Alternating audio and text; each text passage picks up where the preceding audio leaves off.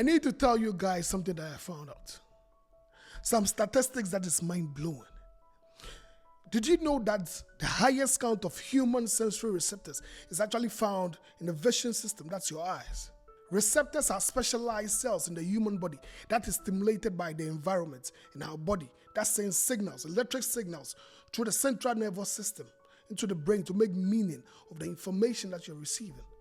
There are over 252 million of these photoreceptors found in the eye, 126 million in the left eye, and another 126 million in the right eye. And almost 30% of the brain processing power is used to make meaning of what you see. There are so many other receptors in the human body, but 30% is used to make meaning of what you just see, making the sensory system the strongest system in the human body. So the question is, why am I telling you this? I want to prove to you that what you see greatly influences your behavior and your thought process, and has molded you to become the person that you are. Stay with me. Let me share a few statistics to prove my point. 45% of all Coca-Cola sales is made at the end of the supermarket aisles. That is 1 out of every 2 Coca-Cola that is sold. It's sold at the end caps of the supermarkets. Why is this important? Coca-Cola understands 2 things about sales: product placements and vision cues. So Coca-Cola leverages on what behavioral psychologists have taught us, that visual cues are the most significant influence on human behaviors. So all the Coca-Cola we keep buying, even though we know it's sugar water, but we still buy it.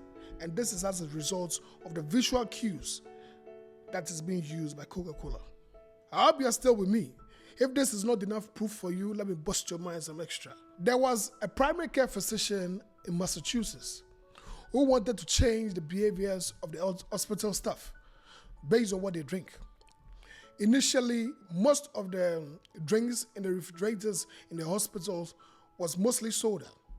And she wanted to change this behavior so they eat healthy without necessarily influencing them or motivating them to do that. So what she decided to do was to replace some of the drinks in the refrigerators with water. And for some reason, the sales of the soda started dropping and the sales of water started increasing.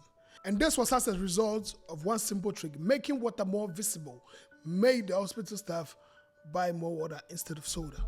All I'm trying to tell you is, if you find yourself in that loop of trying to change, but you keep coming back to the old behaviors, all you need to do is to understand what visual cues mean to us as human beings. Change some of the negative cues in your life. If you want to start sleeping more, if you want to have more productive days, do not take your phone to the bedroom. Leave it outside, leave it in your living room, and go to bed. And I promise you, you'll have a better sleep. If you also want to start reading books, probably you might place a book by the side of your bed before you go to bed. So just in case you do not feel sleepy, that might motivate you enough to pick up that book. I stopped creating content for a while, and because I lost a lot of motivation and I had a lot going on in my life. But I've been trying as much as possible to come back into that consistency to shoot more videos. So what I just simply decided to do was set up my shooting system in my living room. So whenever I come out of my bedroom, I see the setup. That motivates me enough to come and sit down and shoot new videos. That's what you call a positive visual cue. So use these few statistics that I've given you and use it in a positive way to bring better changes into your life. It's not easy to change, but when you make your negative cues less and you make your positive visual cues more, the chances of you changing is extremely high. These are very, very, very simple things to do. So if you want to change today, you simply have to change your visual cues. My name is Canton. I'm the last species of a lineage that's been destroyed, a masterpiece that is immune to imitation, a paragon crafted by modern cognition. My name is Canton.